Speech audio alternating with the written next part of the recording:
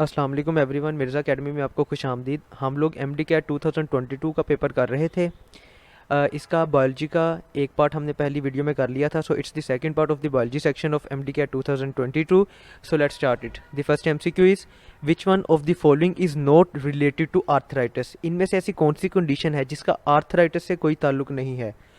इसमें से inflammation of joint arthritis में होती है, यही तो उसका मेन पॉइंट है। एन ऑटोम्यून डिसोर्स, ये एक ऑटोम्यून डिजीज़ या डिसऑर्डर भी है। The leading cause of disability in patients over the age of 65, ये भी बिल्कुल ठीक है। So delta is the correct option. Inflammation of nerve is not related to arthritis. Okay, the next is an exception of Mendel's law.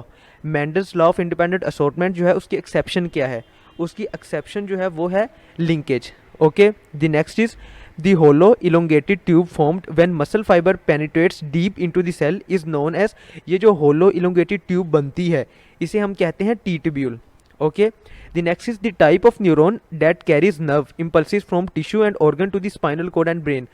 जो आपके पास neurons sensory part से लेके जाते हैं ब्रेन की तरफ, उन्हें हम कहते हैं सेंसरी न्यूरॉन्स। ओके, और जो ब्रेन से फिर वापस लेके आएंगे मसल्स की तरफ, उन्हें हम कहेंगे मोटर न्यूरॉन्स। ओके, सो इसमें अल्फा जो है वो करेक्ट आंसर बनता है। The next is hormones are usually, hormones usually क्या होते हैं? तो हार्मोन्स यूजली केमिकल मैसेंजर्स होते हैं। ओके, बायोलॉजिकल कैटलिस्ट नहीं लिखना क्योंकि हार्मोन्स जो है वो कैटलिस्ट के तौर पे एक्ट नहीं करते। The next is which of the following lobes of the pituitary gland is known as the master gland of the body. pituitary gland के डिफरेंट लोब्स होते हैं, तो इसमें से मास्टर ग्लैंड कौन सा होता है जो बड़ा होता है? सो अल्फा एंटीरियर ग्लैंड जो होता है ना, उसे जो एंटीरियर लोब होता है pituitary ग्लैंड का, उसे हम master gland of the body कहते हैं। Okay, the next is which of the following hormones is responsible for reducing the blood glucose level. इनमें से ऐसा कौन सा हार्मोन है जो ब्लड ग्लूकोज लेवल को कम करता है? सो इसमें से जो इंसुलिन हार्मोन है ना वो ब्लड ग्लूकोज लेवल को कम करता है और glucagon hormone blood glucose level को हाई करता है। सो इस कंडीशन में beta is the correct option. The next is if the homozygous white eyed drosophila female, female जो है वो व्हाइट आइड है, is crossed with red eyed drosophila male, और जो मेल है वो रेड आइड है, what is the probability of the male offsprings having white colour है? मेल ऑफ स्प्रिंग्स में कितनी प्रोबेबिलिटी होगी कि उनकी व्हाइट आई होंगी? तो उनकी जो प्रोबेबिलिटी बनेगी वो बनेगी 100%। सो delta is the correct one. The next is the term survival of the fittest was first used by. तो ये जो टर्म है सर्वाइवल ऑफ द फिटेस्ट, ये सबसे पहले किसने यूज की थी? ये सबसे पहले यूज की थी हर्बर्ट ने। Okay, so charlie is the correct one. The next is the raw material that is used by natural selection for better survival. Better survival के लिए हम वेरिएशन भी यूज करते हैं कि अगली जनरेशन में कोई वेरिएशन आ गई है, और म्यूटेशन भी यूज करते हैं। So delta, variation and mutation both जो है वो करेक्ट होंगे। Delta is the correct option. The next is the archaeopteryx is a fossil bird which possesses the characteristics of both. Archaeopteryx एक जो फॉसल बर्ड है उसके पास किन दो चीज़ों की कैरेक्टरिस्टिक्स थी, यानी उन दोनों की कैरेक्टरिस्टिक्स आर्क्योप्टायरेक्स में थी। तो वो जो दोनों थी वो कौन से थी? वो थे reptiles and birds. So Charlie is the correct one. The next is a condition characterized by hypothyroidism. Hypothyroidism है and enlargement of thyroid gland. Thyroid gland की enlargement होगी और hypothyroidism हो गया, यानी थायराइड ग्लैंड कम प्रोड्यूस हो रहा है। ठीक है, इस कंडीशन को हम क्या कहते हैं? इस कंडीशन को कहा जाता है goitre. Okay, the next is the percent of carbon dioxide carried as a carboxy haemoglobin. Carbon dioxide की कितनी परसेंटेज कार्बोक्सी हीमोग्लोबिन के तौर पे कार्बोक्सी हीमोग्लोबिन की फॉर्म में कैरी की जाती है?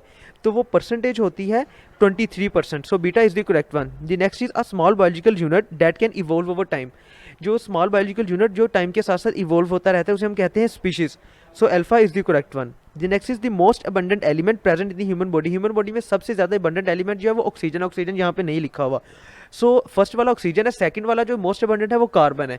ठीक है, तो इनमें से जो है ना कार्बन सबसे ज्यादा अबंडेंट है। So charlie is the correct one. The next is mammals become dominant in. Mammals जो है वो किस पीरियड में डोमिनेंट हो गए थे?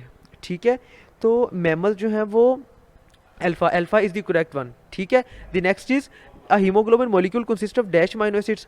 हम हीमोग्लोबिन मॉलिक्यूल में कितने अमाइनो एसिड्स मॉलिक्यूल्स होते हैं? क्योंकि हमें पता है कि हीमोग्लोबिन में 2 अल्फा और 2 बीटा चेन्स होती हैं। सो उनके अगर टोटल अमाइनो एसिड्स को हम कैलकुलेट करें तो वो बनते हैं 574। Okay, so delta is the correct one. The next is steroid is formed by the backbone of 4 fused carbon rings containing. कितने कार्बन एटम्स होते हैं स्टीरॉइड्स के अंदर? तो कार्बन एटम्स जो है वो होते हैं 17 carbon atoms. Okay, the next is portion of stomach which is present immediately after esophagus is known as.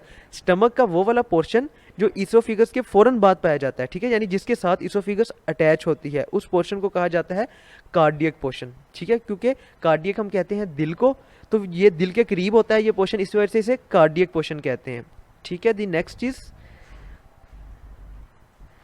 RH antigen was first studied by, सबसे पहले RH एंटीजन को किसने स्टडी किया था, तो इसे स्टडी किया था किस में स्टडी किया गया था, तो इसे स्टडी किया गया था मंकी में।